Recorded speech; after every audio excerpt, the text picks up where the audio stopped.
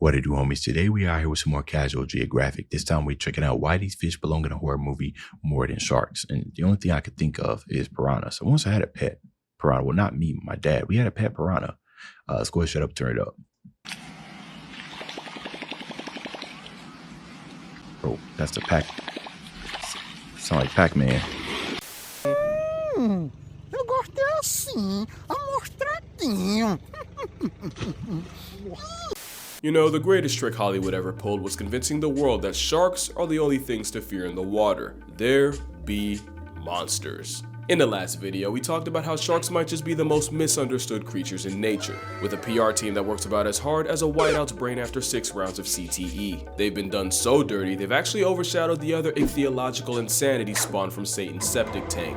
These are 7 fish that should honestly terrify you more than any shark. This isn't really to substitute one fear for another, but I do think these fish could make a much more traumatizing, nightmare-inducing horror flick than Jaws. And it starts right here.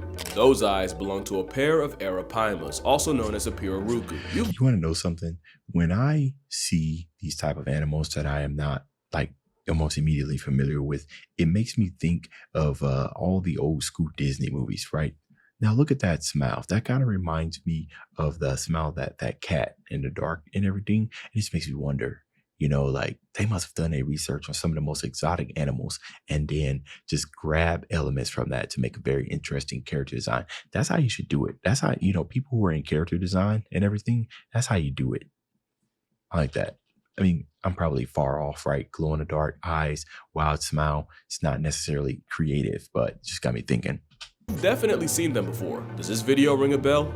It definitely rang his. It's one of the biggest freshwater middle fingers nature forgot to vault, usually growing to over 6 feet long and 200 something pounds. Critical strike. It's bad enough those are NBA point guard measurements, but the beefiest ones can get to 10 feet in length and weigh over 400 pounds. This Jurassic roid guppy usually eats other fish to go with fruits and seeds, but also birds and allegedly even monkeys sitting on branches too close to water. And if you don't believe that, it's because you haven't seen them hunt. They're explosively quick, and the aquatic black hole has been known to confuse feet for fish and violently pull people underwater. One zookeeper reportedly made the mistake of trying to retrieve a glove that had fallen into an arapaima pool, and in a split second got his hand, wrist, and several fingers broken. There's also the fact that a refrigerator-sized fish will yeet themselves out of water in self-defense. And let's talk about that defense. The plus-size biche is covered in heavily armored scales, not only tough enough to tank piranha attacks, locals historically use them as nail files. They've also used their tongues as scrapers, since these fish have teeth growing out of a bony tongue that can be used to effectively crush struggling prey against the roof of their mouths. You know nature got in its bag when it made a fish that can breathe air, and the Antichrist of the Amazon has a modified swim bladder that was repurposed as lungs, meaning this flex of a fish can survive 24 hours out of water.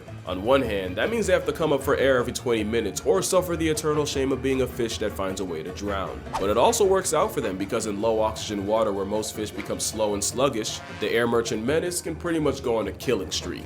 Now the question is, could an arapaima pack up a person? While there's no indication they see us as a snack, there are old stories of high-strung assault guppies effectively drowning people, likely by knocking them unconscious and leaving them incapacitated underwater. Not him, he's fine. You can unclench guidelines, he's good. But one man that almost wasn't was Jeremy Wade. He probably needs no introduction, but long story short, he's a zoologist who hosted the show River Monsters, which ended, but only because he caught every fish nature had to offer. But he almost caught an early life retirement after a pissed off paima struck him square in the chest and nearly caused irreversible damage to his heart. Not only did this fish nearly have us singing,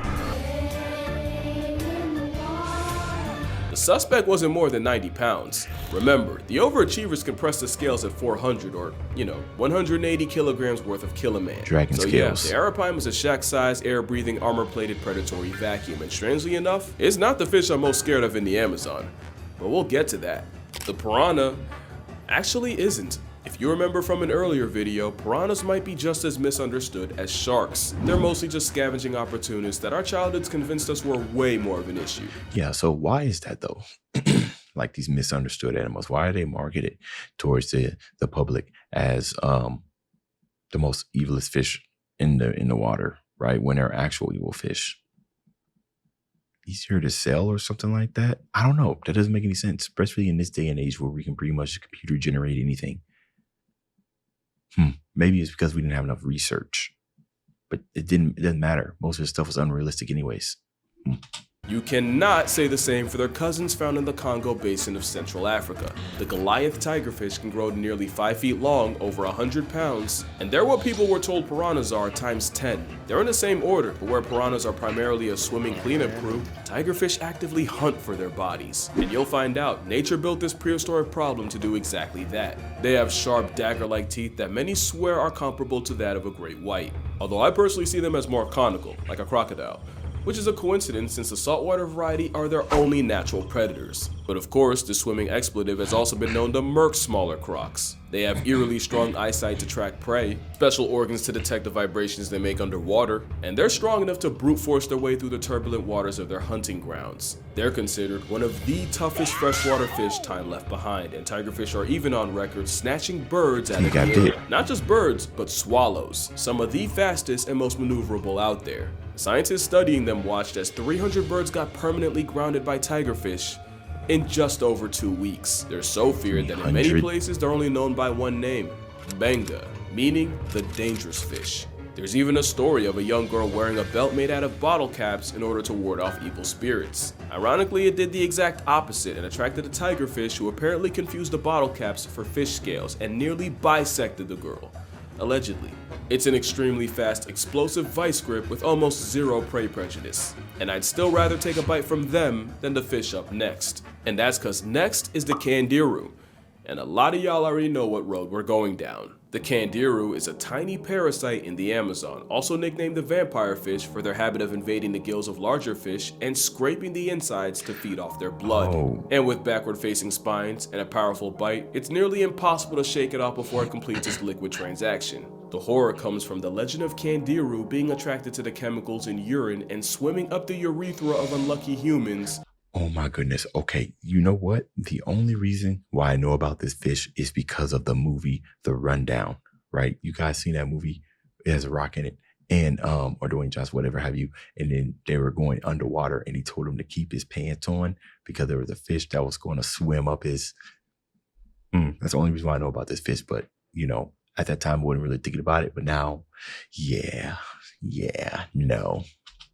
And getting stuck up there. A fate that takes surgery to reverse. Imagine a serrated, sentient toothpick in your bathing suit business and you'll see why the violation with gills is so feared. But how much of this is even real? Most of the reports of people getting penetrated by peenfish are really sus at best. Apparently, they're not even attracted to the ammonia in human urine in the first place. There's a good chance that the candiru controversy came from European settlers coming home from long expeditions and telling these long, exaggerated stories to anyone who'd listen for status and attention.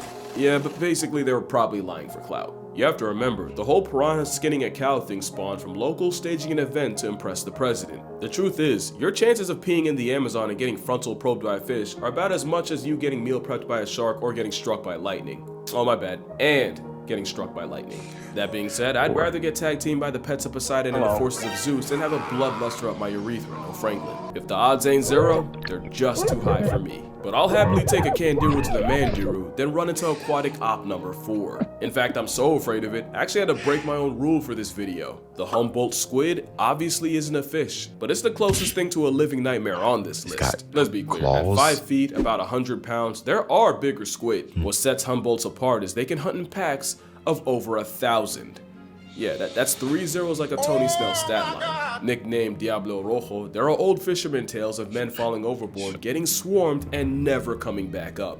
There's also stories of them curiously approaching divers before flipping and trying to rip their masks off. But who needs stories when marine biologist Alex Kirstich can tell you about the time several homicidal squids grabbed him and attempted to drag him down into the dark maw of the abyss. It gets worse when you realize what exactly happens when a red devil decides to take you to hell. Humboldts aren't just highly intelligent, they're covered in tiny red chromatophores that they can use to rapidly change color in order to communicate with each other. It's like Morse code but for Crip and calamari. We don't know exactly what it means, but there's a good chance if a Humboldt confronts you and starts violently flashing red, it could be telling a bunch of others you can't see that you're free eats. So likely the last thing you'll see is pulsing red before you get eaten alive. It doesn't help that satanic cephalopods are known for speed eating and are notorious for stripping fish to the bones faster than fishermen can reel them. Add a beak that can easily slice flesh and a bite force that can reportedly crack bone, and I think you see why I'm not exaggerating when I say I'll deal with every other fish on this list than a pack of predatory color coordinating squid. And I don't care what logic says, there's no doubt in my mind this squid would eat a human if they thought they could. Why? Humboldt squid only live about a year. That rapid growth in a short time means they'll rarely pass up an easy meal, even if it's their own kind. Humboldts are highly that's it's interesting when nature designs these fish and everything that it automatically has some type of limitation on them. Nature is like, hey man, we about to make you stupid powerful, right? You about to be able to flash Morse code underwater, and I don't even know what he didn't specify on is. I mean, I guess they travel in packs, so 1,000 of them, so they should be able to easily see each other and everything. So I guess I don't have to worry about the specification. But nature itself is like, you can't be alive for too long. I'm about to give you stupid amounts of powers. Just a limitation, man. Rarely pass up an easy meal, even if it's their own kind. Humboldts are highly cannibalistic, and they will not hesitate to turn on a weak or injured member of their own hunting party. There was a study done off the coast of Chile that found that out of over 2,000 squid, more than half held the remains of their own kind in their stomachs. It sounds to me that anything they see as weaker than them is something they can feed off, and the only saving grace for us is they usually only press things smaller than they are.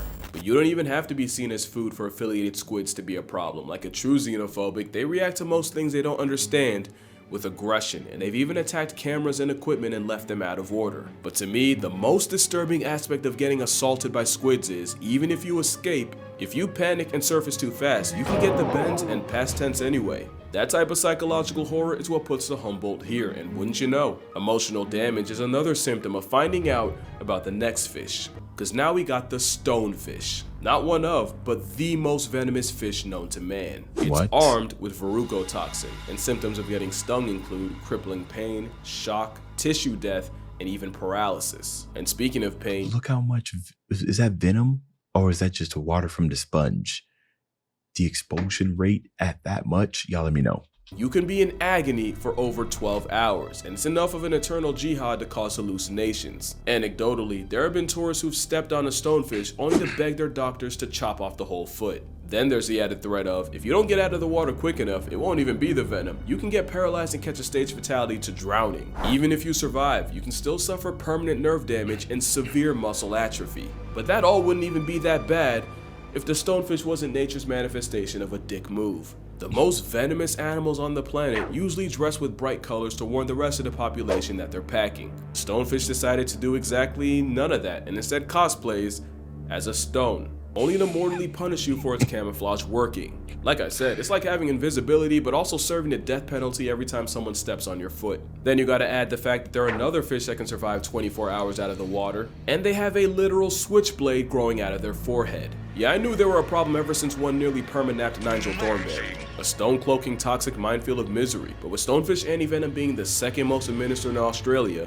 today if you get stung, your chances of surviving are actually pretty good. Not like the next fish, because for this one, there is no antidote. The stonefish might be the most venomous fish, but the pufferfish is arguably the most poisonous thing alive. Okay. Wow. Quick rule of thumb on the difference: if it bites you and you die, it's venomous. If you bite it and you become a wuzz, it's poisonous. And few things are more poisonous than puffer tetrodotoxin, which is 1,200 times more of a death sentence than cyanide. Tetrodotoxin interferes with signals between nerves and muscles, causing muscle paralysis and a total shutdown. And of course, the fugu blowfish is considered a delicacy, but if the chef misses a single cut even by a little, you're instantly on the clock. You won't.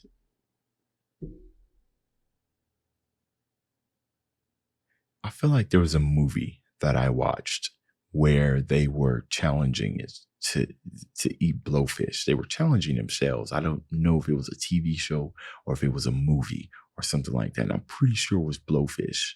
They might have explained that it was very toxic, but I didn't really understand. I just thought, all right, they're eating blowfish, might die, cool. But okay, y'all let me know. Was it a John Wick movie? Maybe. Won't know that happened. Misses a single cut even by a little, you're instantly on the clock. You won't know that happened until your face goes numb and your lips and tongue get this weird prickling feeling. Then, you'd suddenly get a splitting headache and dizziness to go at vomiting and diarrhea as your body desperately tries to purge the poison. But it's already too late and you'd start getting paralyzed, starting with the hands and feet but slowly spreading out, and by this point, you likely can't even call for help. Finally, it'd get harder and harder to breathe until you notice the room slowly fade to black, leading to either a coma, seizure, or just death. The permanent kind. Tetrodotoxin essentially flips a kill switch in your body, and there is no antidote. The only treatment is hooking you up to a respirator to breathe for you and praying it passes. The poison puffball is such a problem, it makes you forget they also have teeth that can bite clean. Why would you do, let me tell you something, man. I have respect for you marine-ologists out here that's doing the work, doing the science to make sure we understand the world just a little bit better. But I just can't. Y'all got some huge set of huevos, big time. Through your finger. In fact, it's more than enough to violate a scorpion. And I don't even know how to describe what they do to crabs. Turning crustacean into crustacean with a smile, no less, is criminal.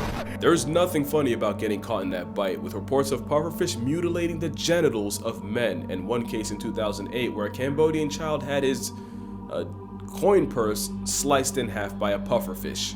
And unlike the candiru, this ain't a myth. Have your privates out by a puffer and you might just get...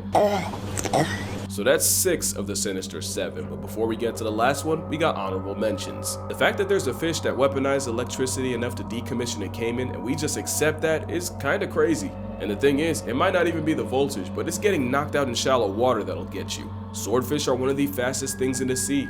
They also have a built-in melee weapon equipped capable of inflicting life-altering harm. In 2015, a Hawaiian man was fatally struck in the chest while trying to catch one. Dang. Another man in Malaysia bled to death after a swordfish yeeted itself out of the water and also RNG'd him in the chest. Swordfish are also on record shanking sharks and even bleeding out sea turtles. The sheep's head fish.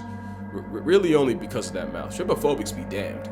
The Titan triggerfish is a highly aggressive honey badger with gills capable of dishing out severe injuries with the same teeth they use for crunching coral, sea urchins, and even a crown of thorns starfish. The trigger might as well be named after their temper, and this 1.5-foot vibe check is a big reason why beginner divers never go back in the water. Speaking of big, the Goliath grouper. At 8 feet up to 800 pounds, the fish the size of a small car feels more like a leftover Jurassic. At 8 feet up to 800 pounds.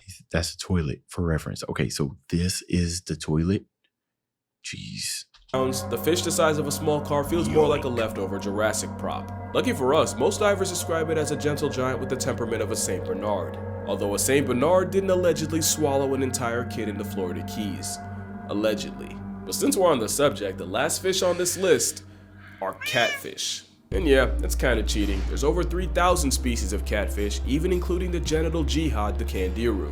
Catfish are like the trash compactors of the fish family, which isn't a problem until you see just how big they can really get. And once a catfish gets big enough, there aren't a lot of things alive they won't try to eat. We've seen armadillos, turtles, and even unaware seagulls get bored by a catfish. There's a species in France that figured out how to stalk and hunt bathing city pigeons. Another learned to wait by cave entrances to suck up any exhausted bats that fall in. There was even a catfish nicknamed Kuno the Killer who terrorized a German lake and somehow caught and ate someone's dog. Basically, they're all the shit I've talked about pelicans being, just in fish form. The question is, if a catfish has ever eaten a live human, and it isn't even if they would, but if they could. The Wells catfish can grow to 10 feet long and cap out at 300 pounds. The Mekong catfish can also get to 10 feet, and the heaviest one ever recorded was pushing 650 pounds. If there's a catfish that could stomach a human, it should be one of these, but there's a slightly smaller catfish that was believed to be a legit man-eater.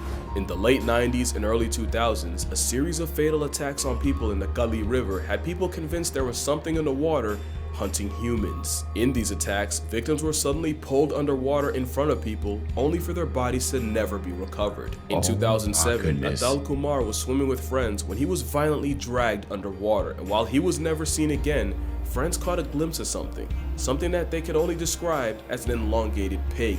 Crocs and bull sharks were considered, but the prime suspect ended up being the goonch. At about over 6 feet, 200 pounds, the goonch is usually smaller than the whales or the Mekong, but it's feared that the practice of burning funeral pyres by the river led to the equal opportunists developing a taste for human flesh.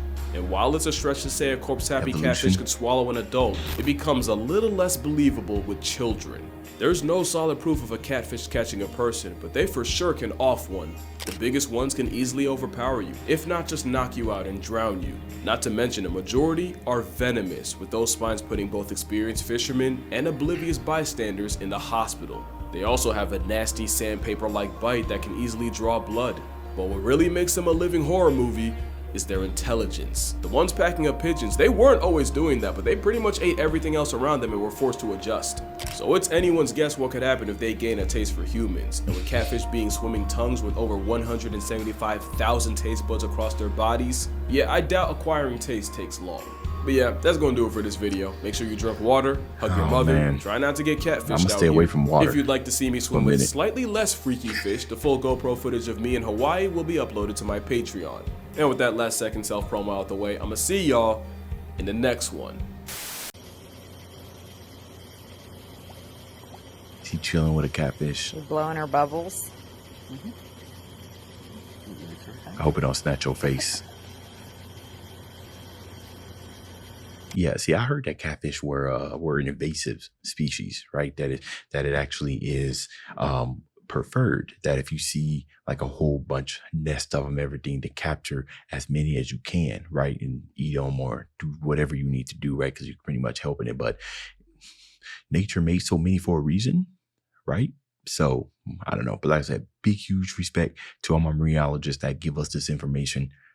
We don't even have the slightest clue of the type of stuff y'all risk, the injuries that y'all risk to bring us this information. Anyways, Dave's out.